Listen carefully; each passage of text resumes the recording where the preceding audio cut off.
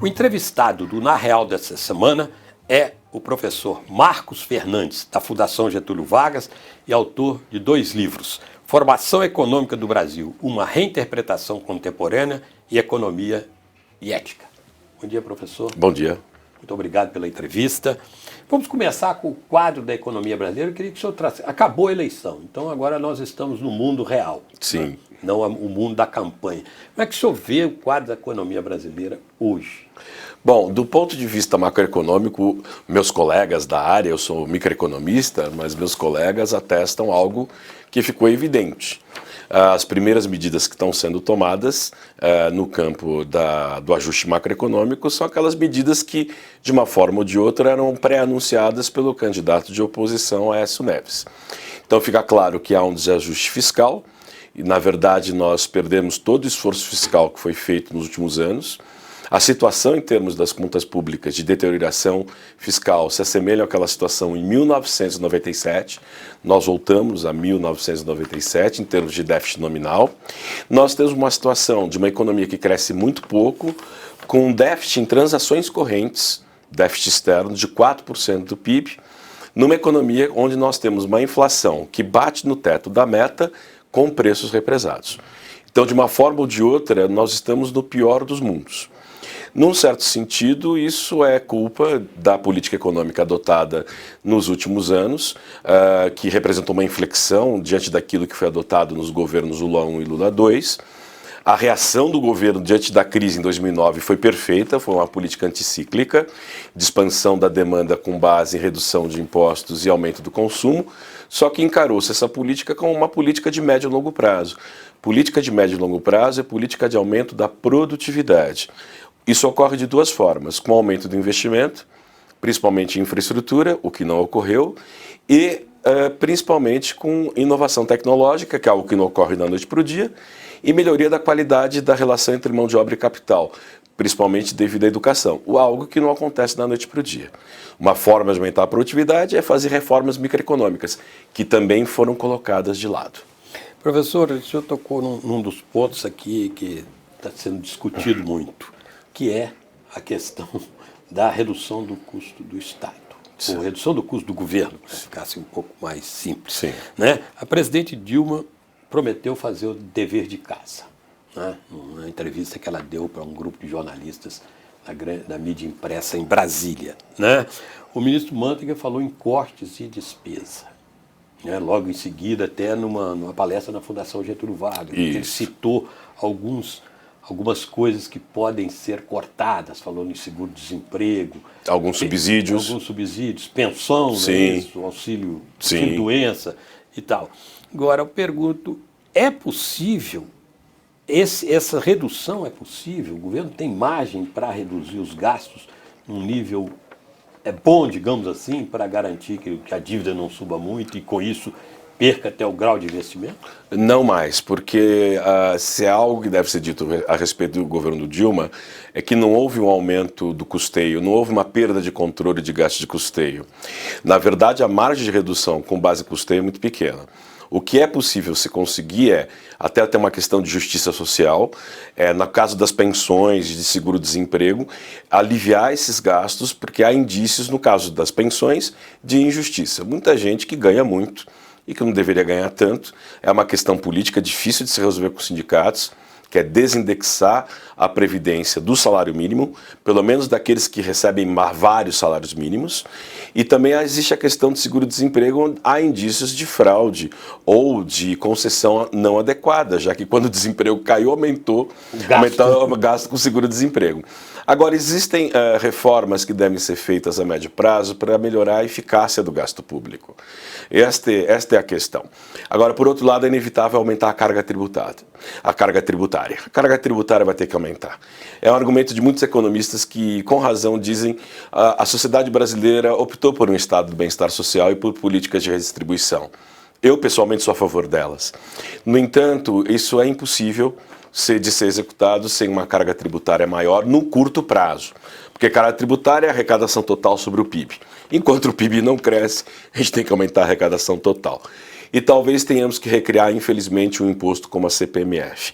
Agora, há uma questão importante. No Brasil, gasta-se 2.600 homem-hora por ano para se conseguir pagar imposto. Então a gente pode ter uma carga tributária elevada. No entanto, nós podemos ter uma carga tributária que seja arrecadada de forma mais barata. É muito caro pagar imposto no Brasil, porque é muito complicado. Então, eu acho, mas a sociedade suportaria, as empresas principalmente, hoje, que elas depois passam, suportariam uma carga tributária maior do que esses 37% do PIB hoje? Ou isso poderia criar mais evasão fiscal ou outros problemas? Suportaria de qual ponto de vista? Vamos colocar. Do ponto de vista econômico, essa é uma questão de difícil resposta. As pessoas físicas no Brasil talvez suportariam. A carga tributária no Brasil há indícios que ela é neutra. Ela não é, na verdade, regressiva, a carga tributária total. Então nós podemos pensar numa maior progressividade tributária no Brasil.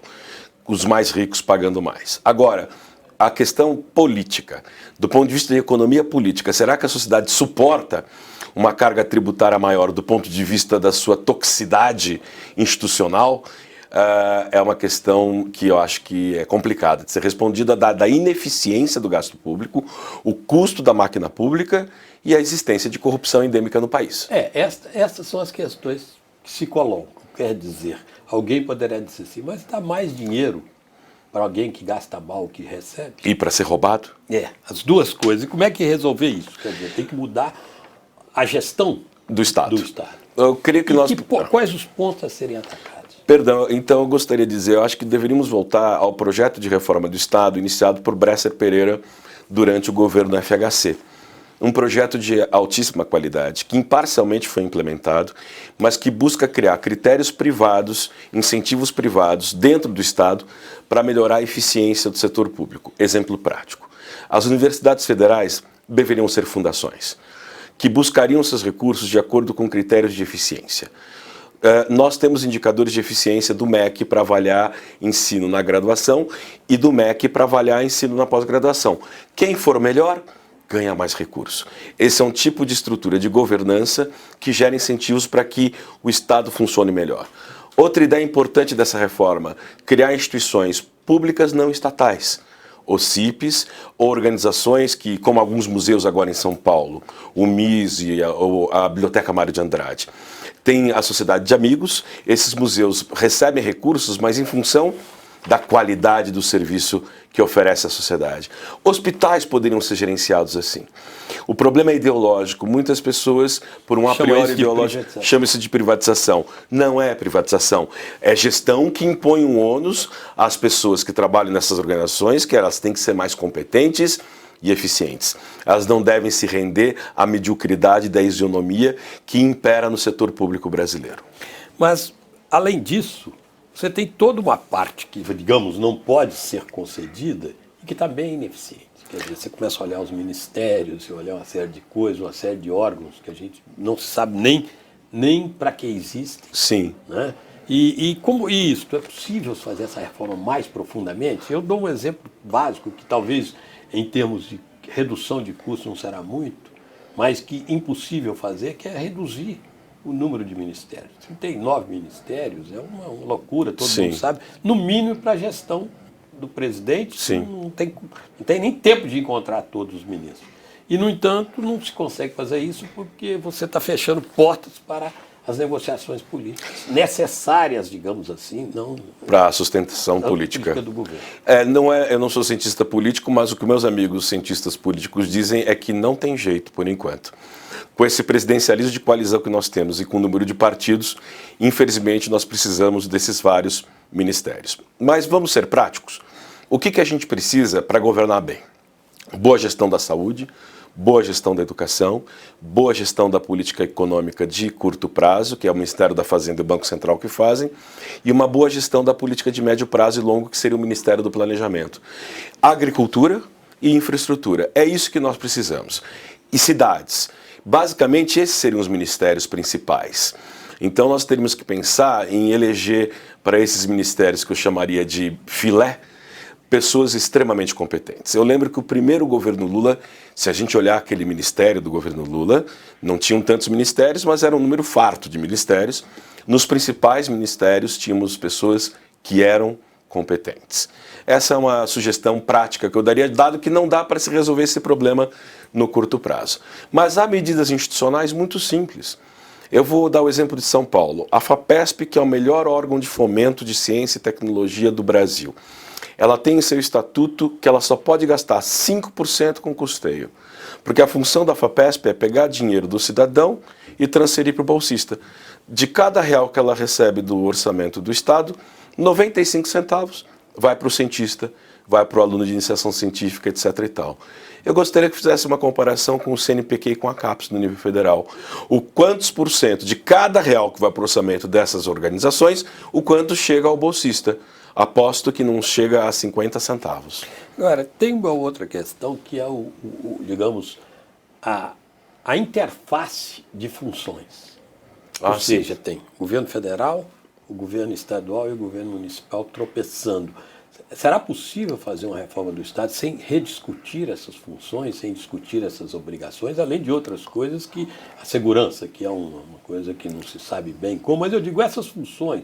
Na saúde há uma interposição, ou o dinheiro vai a Brasília para depois voltar. Na educação, isso é possível melhorar a função do Estado, aí falando do Estado todo, juntando os três entes federativos, sem mexer nessas funções de cada um deles. É possível. Recentemente eu estudei a história do federalismo brasileiro, do Segundo Império até agora. E o que a gente observa é aquilo que o general Golbery, o grande intelectual da época da ditadura, com razão dizia que no Brasil tem diástoles, não é? Sístoles, não é? Então, ora há uma concentração em torno do poder central, como na regência no Segundo Império, para manter a unidade nacional. Ora, na Primeira República, nós verificamos naquele período quase que um federalismo americano no Brasil. Uma grande descentralização, mas que gerou uma instabilidade política quase que permanente. Depois, com Getúlio, reconcentração. E hoje o que nós vivemos nós temos uma situação totalmente estranha.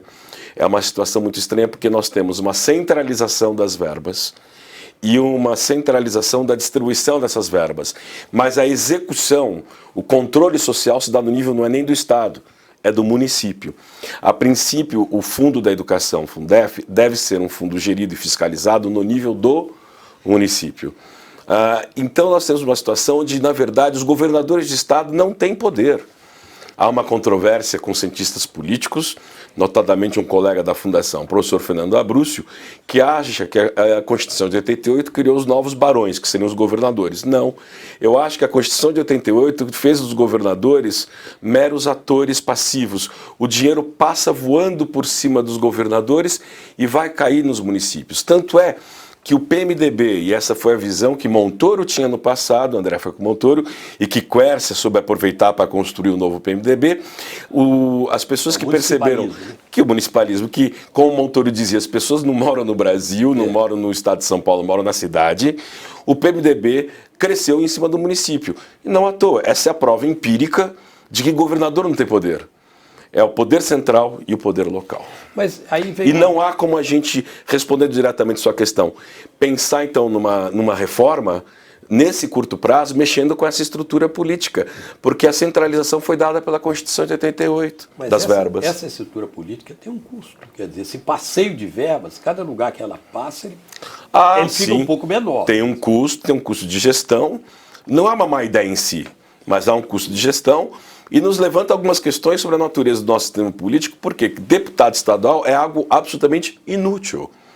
E se a gente pensar, por exemplo, numa reforma política com voto distrital misto, aí é inútil mesmo, inclusive o próprio Senado. Mas essa é uma questão para um outro programa. Agora, então, vamos entrar numa outra questão. Falou lá atrás na questão da corrupção. Esse é um outro custo pesado para o Estado. Sim. Você tem uma ideia desse peso, da corrupção para o Sim. Estado? Nós podemos fazer estudos bem objetivos com dados sobre corrupção, porque a CGU, a Corregedoria Geral da União, assim como agora aqui em São Paulo, a CGM, que é a Correlata Municipal, levantam dados de investigação em cima de escândalos de corrupção. Então a gente tem números dinheiro que é desviado, e a gente pode fazer uma análise de custo-benefício de cada real que foi desviado, o quanto isso renderia em termos de saneamento, de casas populares. Então, há uns 4 anos atrás, eu fiz um estudo, saiu com exclusividade na Folha de São Paulo, foi editorial, primeira capa, foi um estudo realmente muito interessante, onde a gente mostrava, usando os dados da CGU sobre desvios, nem tudo que é desvio é roubo, porque às vezes é má gestão. Então a gente não tem como diferenciar isso, mas juntando má gestão e o que supostamente é corrupção, a gente teria dados assim, mais ou menos, de 20 bilhões de reais que poderiam render mais ou menos umas 200 mil casas populares. Então aí você tem uma análise de custo de benefício e, portanto, também de custo de oportunidade. O que você deixou de fazer? E se eu for fazer estudos, que é o próximo passo no futuro, eu pretendo fazer isso, de quanto eu deixo de aplicar em saneamento, esse estudo é difícil, mas é bacana, a gente pode ver o quanto a gente tem de doenças que surgem por causa de doenças medievais, né, que poderiam ser evitadas, e o custo de tratamento dessas doenças em função da falta de saneamento. Então dá para fazer vários estudos dessa natureza, como esse objetivo que eu dei agora para você. Tá certo. Mas aí, professor, vamos, tanto essa CGU como a CGM e outros órgãos, muitos estados têm isso, fazem constatações a posteriori. Medicina curativa que não cura nada. Não cura nada. Eu pergunto o seguinte, o que é possível fazer na governança do governo, ou dos governos, que aí eu falo município, estado e união, para prevenir? Okay. E não para depois fazer, olha, punimos 50. O ideal é não punir ninguém, porque não tem ninguém a ser punido. Né? Você falou muito bem. Acho que política pública de combate à fraude no setor público deve ser como política de saúde. Saúde curativa, você gasta dinheiro e não cura nada. Não é? E quando você consegue recuperar dinheiro roubado, é a ponta do iceberg. Então a gente tem que adotar política preventiva. Exemplos práticos. O Detran de São Paulo. O Detran de São Paulo, na gestão Mário Covas, passou a ser informatizado. Foi um projeto inovador, aliás, de um ex-aluno da Fundação, Dani Annenberg, que introduziu governo eletrônico dentro do Detran. E existe corrupção no Detran de São Paulo? Ainda existe. Né? Todos os ratos correm quando o navio está afundando para tentar sobreviver em algum lugar. Então, nos exames de carta, provavelmente deve haver cobrança de propina. Mas naquele processo de pagamento dos impostos, IPVA, esse tipo de coisa, antigamente, para licenciar, haviam vários custos de transação que o cidadão contratava o despachante, que era o molhador de mão interno do Detran. Isso acabou. Então, informatização, governo eletrônico, leilões eletrônicos de compra de licitação. Talvez uma mudança da lei de licitação, que ela é muito burocrática. Há uma discussão aí em torno no Congresso, me parece, há projetos de lei nesse sentido. Então nós temos que criar processos mais transparentes de gestão. E, de fato, ultimamente nós temos introduzido processos que geram transparência. A própria lei de transparência, que não foi uma lei aprovada pelo governo Dilma por desejo do governo, nós somos signatários de acordos internacionais que nos obrigaram a aprovar essa lei internamente, assim como a lei de compliance. Essas leis contribuem para a gente criar mais transparência na gestão. A nova lei de compliance, ou de combate à corrupção, daquele que é o corruptor, é uma lei que vai ser muito importante no Brasil, porque ela incentiva que empresas evitem corromper, porque o custo para a empresa é muito elevado. Agora, mas isso nós estamos falando dos governo central. Sim. Agora, você tem, eu vou lembrar o caso aqui, que está na ordem do dia, você tem o problema das estatais, que estão um pouco fora desse jogo. Nós temos aí a história da Petrobras, que é uma história ainda não totalmente contada, né? Que agora já, inclusive, semana passada, se noticiou, né, que o governo, o Departamento de Justiça americano também está investigando a situação da Petrobras, porque ela tem ações na Bolsa de Nova York, já há uma investigação na CVM local, a SEC, e outras estatais, se não estão marcadas de corrupção, elas estão mal geridas, digamos assim. Como fazer isso também? O mesmo processo nas estatais? Eu diria que seria até mais fácil, porque como são empresas estatais, mas porém, por exemplo, a Petrobras é de capital aberto, o Banco Brasil negocia ações, por exemplo, na nossa bolsa, Nós deveríamos imaginar uma estrutura de governança corporativa que insulasse a burocracia dessas empresas e permitisse somente a ascensão pelo mérito e não por indicação político-partidária. Criar critérios de incentivo para insular essas empresas dos interesses políticos de curto prazo. O Prêmio Nobel de Economia desse ano, Jean Tirole, por ser francês e a economia francesa é extremamente estatista, teve uma preocupação genuína em desenhar sistemas de incentivo e de governança corporativa para estatais, pensando no seu próprio país, para evitar os problemas de corrupção que lá também ocorreram à torta e à direita durante vários anos, e de má gestão das empresas públicas. Então, nesse sentido, nós temos que pensar em reformular a estrutura de governança corporativa das estatais. Eu incluo nisso Caixa Econômica, Banco do Brasil, a Petrobras, eu incluo também possíveis outras empresas estatais que... O Grupo Eletrobras, empresas estatais que podem Correios, ser... Correios eu nem comento, o que aconteceu com Correios recentemente foi uma destruição da empresa, e uma empresa anacrônica. A FedEx e outras empresas operam no Brasil por liminar. Eu posso estar enganado, mas a última vez que eu li alguma notícia a respeito disso, elas operam por liminar, porque eles têm monopólio. Você quer saber qual é o custo do monopólio dos Correios? Vou te dar um exemplo muito simples. Empresas de ônibus que vão aí por São Paulo adentro, elas não podem ocupar o espaço vazio de seus bagageiros com cartas. Isso é ilegal. Se não houvesse esse monopólio pernicioso, ou se pelo menos os Correios fizessem convênios, os ônibus das empresas que andam por São Paulo inteiro poderiam completar seus bagageiros com cargas. Isso otimiza processos econômicos. Isso é ilegal. Então os Correios exercem ainda um poder de monopólio que é uma excrescência num país moderno como o Brasil.